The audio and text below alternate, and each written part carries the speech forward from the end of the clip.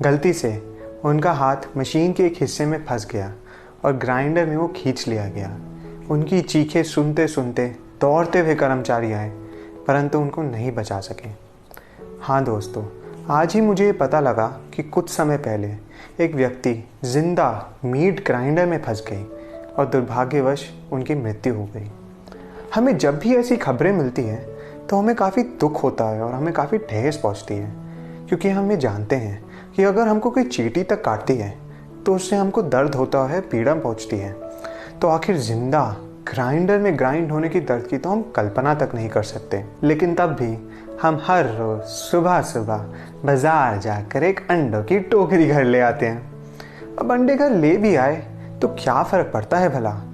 क्या आप ये जानते हैं कि हर साल अंडों के उत्पाद में सिर्फ भारत में ही 18 करोड़ से ऊपर जिंदा अभी अभी पैदा हुए नर चूज़ों को मीट ग्राइंडरों में जिंदा पीस दिया जाता है। मैं जानता हूँ कि बात आपके लिए थोड़ी अटपटी ज़रूर होगी कि आखिर नर चूज़ों का और अंडों का क्या ही संबंध है भला। कोई बात नहीं, इस बात को हम शुरुआत से समझते हैं।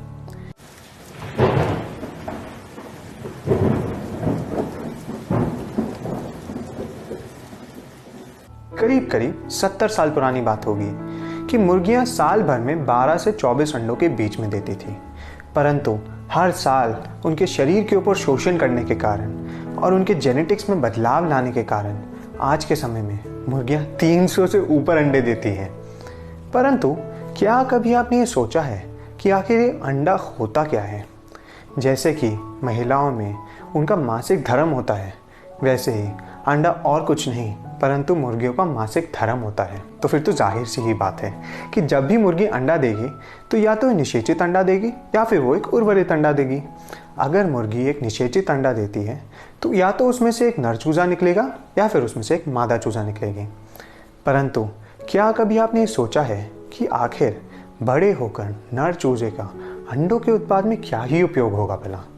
हाँ दोस्तों, अंडों के उत्पाद में नर चूज़ों का कोई उपयोग होता ही नहीं।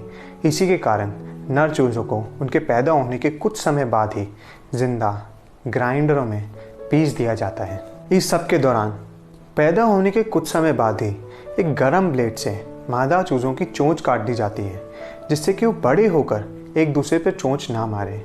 क्योंकि अगर वो एक दूसरे पर चोंच मारेंगी तो वो एक दूसरे के शरीर खराब करेंगी, और अगर उन्होंने एक दूसरे का शरीर खराब कर दिया तो आखिर उनका बड़े होकर मांस के उत्पाद में क्या ही उपयोग होगा भला? इसीलिए उनके पैदा होने के कुछ समय बाद ही उनकी चोंच काट दी जाती है और उनको इतनी खराब स्थितियों में रखा जाता है कि ना ही वो अपने पंख फैला सकती, ना ही वो हिल सकती, और वो ज़िंदगी भर एक दूसरे पर ही मल त्याग करती हैं। ज़रा आप मुझे भी बताइए कि आखिर ऐसा क्या स्वाद हुआ मेरा, और ऐसा क्या इन नन्हे शिशुओं ने करा है कि ये जिंदा होते ही इनका कत्ल कर दिया जाता है। और सबसे बड़ी विडंबना की बात तो ये है कि अगर इसी समय मैं आपको कहूँ कि मैं एक आपके आगे ग्राइंडर लेकर आता हूँ और इस ग्राइंडर में मैंने 2 चूज़ों को रखा है, क्या आप इस ग्राइंडर का बटन दबा पाएंगे? इसका जवाब आप स्वयं अपने मन में ही दीजिएगा। परंतु आपको ये ज़रूर बताना चाहूँगा कि आप जब भी अंडे खरीदते हैं तो यही करने के लिए आप किसी और को पैसे दे रहे हैं। कृपया करके जानवरों के ऊपर अत्याचार ना करें और जानवरों के खिलाफ होने वाले इस अत्याचार की लड़ाई में मेरा साथ दें।